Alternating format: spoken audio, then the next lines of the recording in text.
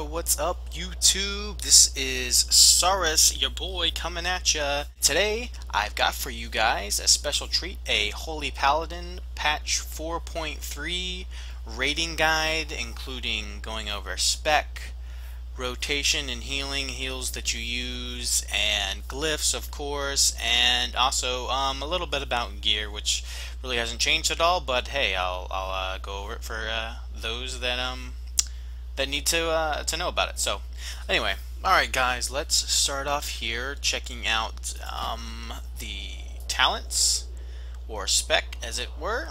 So to start off, we'll start off in the holy tree here. Taking nothing in Arbiter of Light, we don't need it. Protector of the Innocent, casting targeted heal on any target except yourself, also heals you for 25-28. It's a good ability. A lot of people will put 3 points in it. I have gone back and forth. I've settled on 2, and I'll show you where I put the other one down later. We have 3 in Judgments of the Pure, which is pretty obvious. Your Judgment increases your casting and melee haste by 9% for 1 minute, and your mana regeneration from Spirit while in combat by 30%, which that last part is new. The Spirit by 30% increase is new. It used to be that judging with Seal of Insight active would give you back 15% of your base mana back. It doesn't do that anymore, but this is what it does instead, and I'm not honestly sure if that's a nerf or buff or what, but anyway, 3 of 3 without a doubt, definitely. Alright, we got 3 of 3 Clarity of Purpose, reduces the casting time of your Holy Light, Divine Light, and Holy Radiance by 0.5 seconds. Must.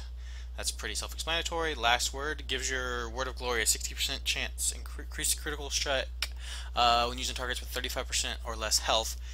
Some people take 1 here. I take 2 just because it's really nice to know that that crit is coming with your Word of Glory with a target below 35%. You know, doing tank healing, there's a lot of times in a fight that the tank is going to be below 35%, and it's nice to get that massive, like, 80k crit heal.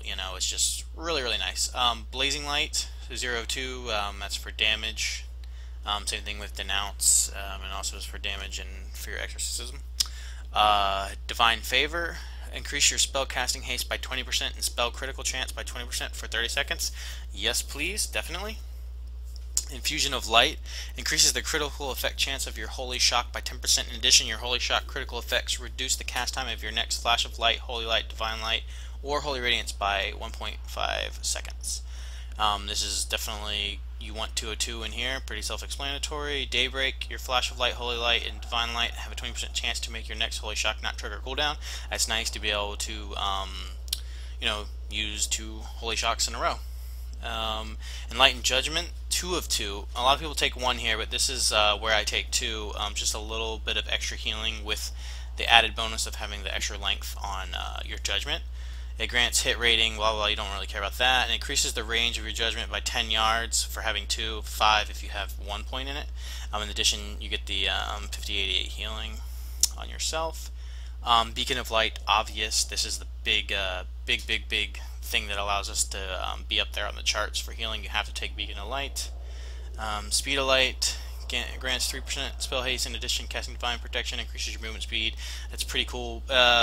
The speed boost is really cool for PvP, but for PvE also has its upsides. It used to be also triggered by Holy Radiance, but now that Holy Radiance is a casted spell, it's not triggered anymore by that, obviously. So, Sacred Cleansing, your cleanse spell dispels a magic effect. Yeah, that's a must. Conviction gives you a 3% bonus to damage and healing for 15 seconds after causing a critical effect from weapon swing, non-periodic spell, or ability. This effect stacks up to 3 times. It's nice you get that extra healing in there after causing a critical or mastery. This comes in very handy. Basically ups the percentage that your auras are putting out for how long? What is it?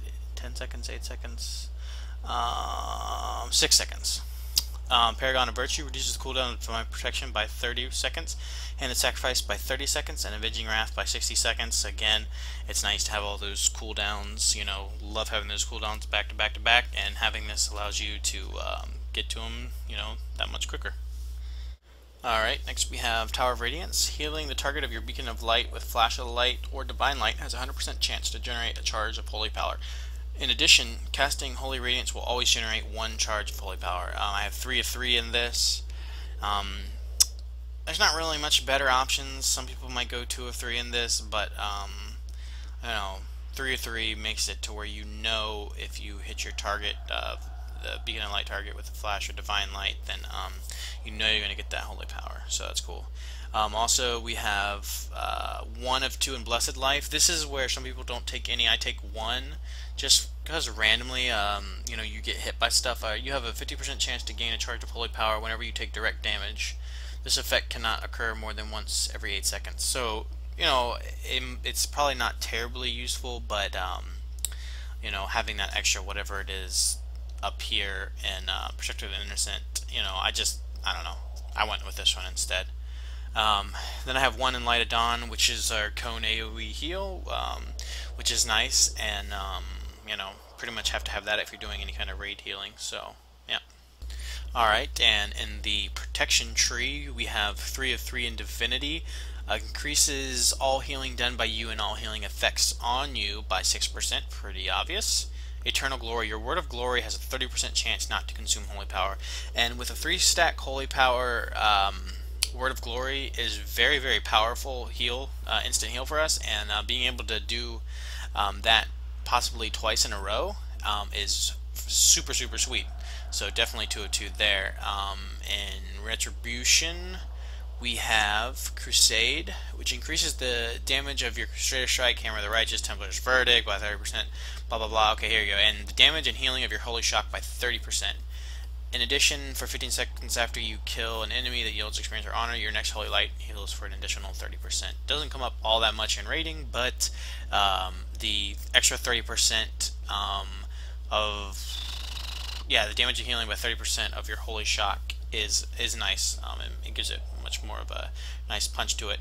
And then you have Improved Judgment. I don't take anything. Some people will take a point out of Enlightened Judgment to get the extra 5 yards here of coverage, but I think I like the little bit of extra heal it gives you over the extra 5 yards. I know some people might take 1 here, something like that, or they might take another 1 out of Protector of the Innocent, or take out Blessed Life to put 2 here, something like that. But that's the way I do it, and that's how it works for me. So yeah, moving on to Glyphs. 2 pretty basic prime glyphs. Glyph of Seal of Insight. Your healing spells increased by 5%. Well, because you're always going to have Seal of Insight active.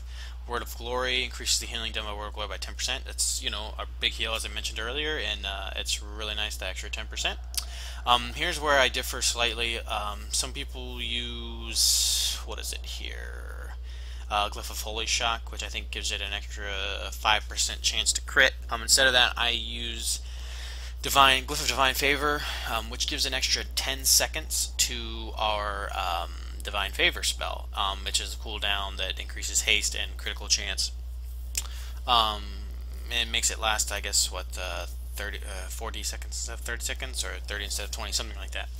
But I don't know, that's just what I do. I like it. So then moving on to majors, we have Glyph of Divinity.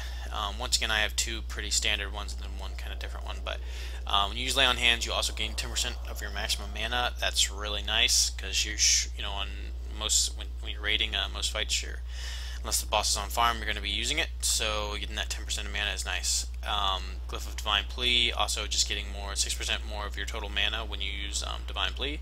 And then Holy Wrath, mostly I just have this up here from still from the Ragnaros fight, but also Glyph of Cleansing can go here, which I think reduces your cleansing spell cost by 20%. So that's what I recommend there. Then for minors, it doesn't really matter. I have Seal of Insight, I have Blessing of Might, and Glyph of Justice. That's just kind of like for PvP. But yeah, you can just kind of throw whatever the heck you want in there. Yeah, so that's it for the spec and for the glyphs.